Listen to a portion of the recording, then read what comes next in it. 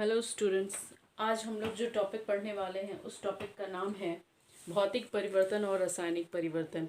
इसको समझने के लिए जो है मैं सबसे पहले आपको एक छोटा सा प्रयोग करूंगी और उसके बाद जो है वो आपको इस टॉपिक के बारे में जो है समझाऊंगी, वो आपके लिए ज़्यादा समझने में सहायक होगा।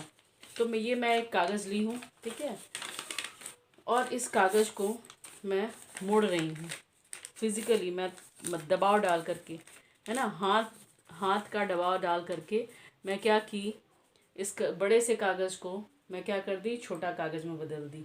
ठीक है। उसके बाद जहाँ दबाव मैं हटा रही हूँ तो ये धीरे धीरे खुल रहे हैं, और या नहीं तो फिर मैं खोल भी देती हूँ उसको, तो ये वापस जो है वो फिर अपनी अवस्था में आ जाता है। ठीक है। यानी कि भौतिक परिवर्तन वह परिवर्तन है जिसमें पदार्थ का जो वो रूप परिवर्तन होता है, लेकिन फिर वो जो है वो वापस अपने रूप को प्राप्त कर लेता है।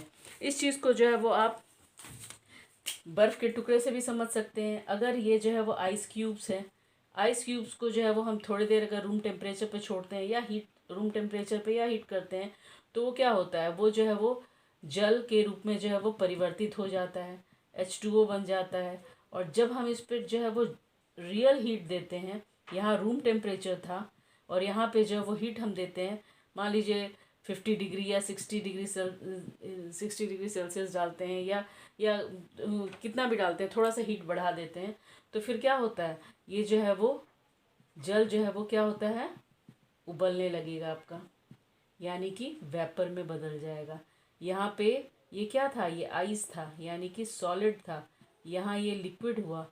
अब जो है वो ये यहाँ पे गैस के रूप में परिवर्तित हुआ, यानी कि सॉलिड बना, लिक्विड बना और फिर गैस बना। और फिर हम चाहें कि गैस को जो है वो हम परिवर्तित कर दें लिक्विड में या गैस में, तो ये संभव है। ठीक है। तो यही चीज़ जो है, यानी कि वाटर का फॉर्म जो है वो सिर्फ अवस्था में परिवर्तन हुआ है। वाटर वाटर ही है, इसमें भी वाटर ही है, इसमें भी वाटर ही है, और इस वेपर में भी जो है वो वाटर ही है। यानी कि ये अस्थायी परिवर्तन होता है। ये बिल्कुल इसका रूप जो है वो ऐसा नहीं है कि जो है वो आइस है तो वो आइस ही रहेगा। आइस जो है वो वाटर भी बन सकता है, और वाटर जो है फिर आइस भी बन सकता है रेफ्रिजरेटर में। ठीक है। तो ये आपने जो है वो शॉर्ट में जो है वो भौतिक परिवर्तन को समझा। अब मैं जो है वो आपको रासायनिक परिवर्तन जो है वो दिखा रही हूँ। और रासायनिक परिवर्तन के लिए जो है मैं एक छोटा सा कागज़ ली हूँ, और मैथस्टिक की सहायता से जो है वो मैं इस कागज़ को जलाऊंगी। ठीक है। मैथस्टिक की सहायता से मैं इस कागज़ को जलाऊंगी, और ये मैं इसलिए जला रही हूँ ताकि आपको रासायनिक परिवर्तन को बिल्कुल अच्छे से समझा पाऊँ।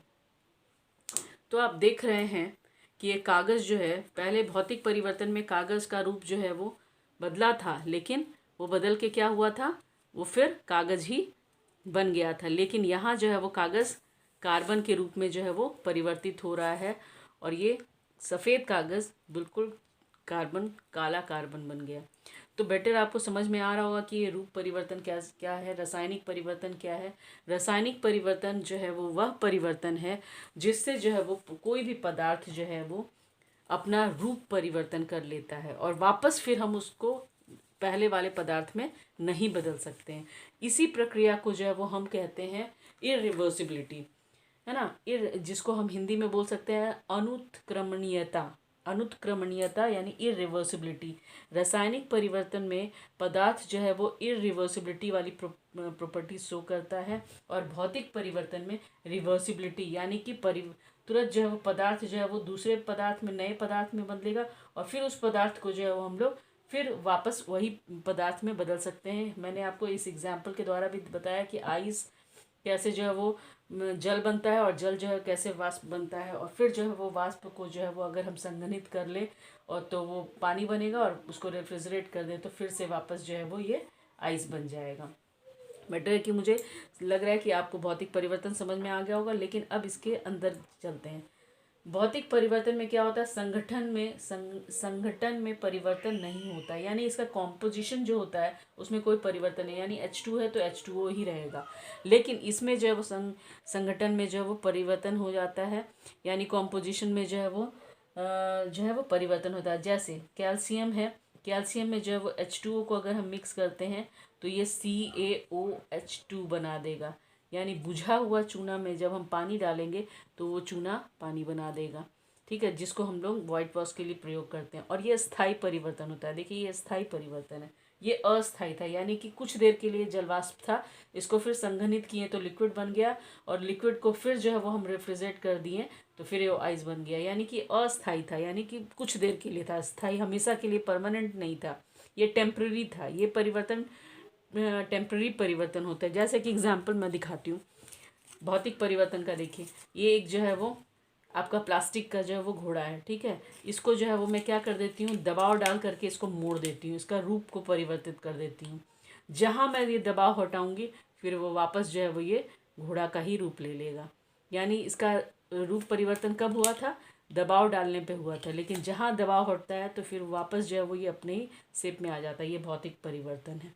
सेम चीज़, लेकिन अगर मैं चाबी का गुच्छा ले लेती हूँ, देखिए यहाँ जो है वो बहुत सारे जंग लगे हैं। देखिए यहाँ जो है वो ये लोहा का है, इसमें पॉलिश किया हुआ है इसलिए चमकदार है, लेकिन ये कुछ समय के लिए ये जंग लग गया है।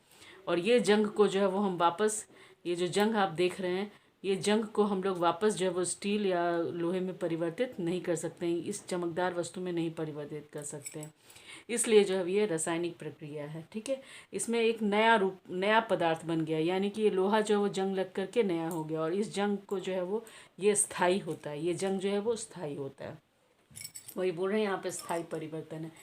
आशा करती हूँ कि और समझ में आ रहा होगा आपको। अब देखिए चौथा, परिवर्तन के कारण, परिवर्तन के कारण को हटाने पर वही रूप ले लेती है। मैं बताई ना यहाँ पे घोड़ा पे, जब मैं इसका रूप परिवर्तन कब होगा, जब मैं इस पे दबाव डालूंगी, और जब परिवर्तन का कारण यानी कि जो दबाव है जहाँ मैं हटाई तो फिर ये अपना वापस उसी शेप में आ गया। तो ये चीज़ जो है वो फोर्थ पॉइंट है, पुनः वह स्थिति नहीं आती है। अब यहाँ देख लीजिए, दूसरा एग्जाम्पल को ले लीजिए, Mg में H2O मिलाएंगे तो फिर ये MgOH2 बन जाता है। ये स्थायी होता है, ये वापस जो है वो मैग्नीशियम और वाटर नहीं बन सकता है।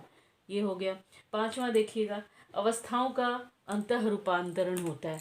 सेम चीज़ ये वाला मैं दिखाई आपको, आइस बनता है, फिर जल बनता है, फिर वाष्प बनता है। इसमें पदार्थों का रूप बदलने पर गुणधर्म में भी परिवर्तन हो जाता है। देखिए पदार्थ का जो है वो रूप जो है वो क्या हुआ, MgOH2 बना, और इसका रूप भी परिवर्तन हो गया, इसका रासायनिक गुण भी परिवर्तन हो गया, सारा चीज़ हो गया। तो इन सब गुणों और इन सब डिफरेंस के आधार पर जो है वो हम लोग एक परिभाषा पे जो है वो आते हैं। वो परिभाषा क्या है कि भौतिक परिवर्तन वह गुण है जिसका अवलोकन और वर्णन होता है, जैसे रंग, रूप, आकार, घनत्व, क्वथनांक, ये सब चीज़ जो है वो हम भौतिक परिवर्तन में बता सकते हैं।